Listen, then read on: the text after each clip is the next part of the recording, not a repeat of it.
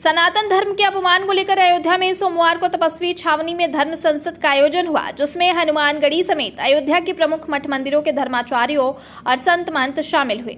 संतों की धर्म संसद में यह निर्णय लिया गया कि तमिलनाडु के मंत्री उदयनिधि स्टालिन और सनातन धर्म को समाप्त करने की बात करने वाले लोगों पर एनएसए लगाया जाए या माफी मांगे। अगर एक सप्ताह के भीतर ऐसा नहीं होता है तो संत एकजुट होकर संसद भवन का घेराव करेंगे। बता दें कि तमिलनाडु सरकार में मंत्री उदयनिधि स्टालिन के उस बयान को लेकर चर्चा शुरू हुई, जिसमें उन्होंने सनातन धर्म की तुलना डेंगू, मलेरिया और कोरोना वायरस से करते हुए इसके रोकथाम के बजाय समूल विनाश की बात की थी। उनके इस बयान की आलोचना शुरू हुई तो कुछ अन्य नेताओं ने भी उदयनिधि स्टालिन की तरह सनातन विरोधी बयान दिया था। इसके बाद अयोध्या तपस्वी छावनी के जगत गुरु परमहंसाचार्य ने उदयनिधि स्टालिन का सिर कलम करने को लेकर 10 करोड़ रुपए इनाम देने की घोषणा की थी। इसके बाद तमिलनाडु में उनके खिलाफ राजद्रोह समेत अलग अलग धाराओं में मुकदमा दर्ज हुआ था।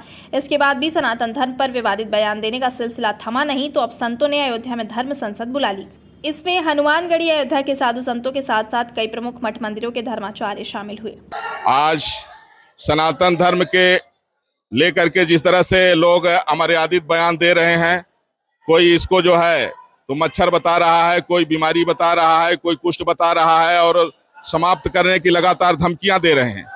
तो आज जो है सभी अखाड़ों के प्रतिनिधि और 29 प्रदेशों से धर्माचार्य, हनुमानगढ़ी के वरिष्ठतम संत, सभी लोग इकट्ठा होकर के एक हफ्ते का समय दिया गया कि जो लोग सनातन धर्म को लेकर के अमर्यादित बयान दे रहे हैं वो माफी मांग लें, और अगर ऐसा नहीं करते हैं तो इसके बाद केंद्र सरकार से आह्वान किया गया है कि संज्ञान लेकर के इनकी हेट स्पीच का संज्ञान लेकर के इनके ऊपर एनएसए के तहत कार्रवाई हो।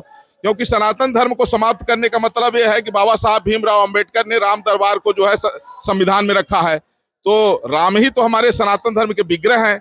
सनातन धर्म को खत्म करने का मतलब है संविधान की हत्या करना, फिर 120 करोड़ जो संविधान को सनातन धर्म को मानने वाले लोग हैं उनकी हत्या करना, फिर सनातन धर्म के ग्रंथों को खत्म करना। तो यह राष्ट्र विरोधी बयान है, एनएसए के तहत कार्रवाई हो। अगर नहीं होगा तो आज निर्णय लिया गया है कि तमिलनाडु भी पहुंचेंगे और संतों ने भी निर्णय लिया है कि हम लोग एक हफ्ते के बाद संसद भवन का घेराव भी करेंगे। कुठाराघात करने वाले किसी भी विश्वासघाती, किसी भी आतताई को बर्दाश्त नहीं किया जाएगा, और अगर उनके पूर्वज अयोध्या में प्रवेश किए तो निश्चित है उसको जो गंभीर परिणाम भुगतने पड़ेंगे।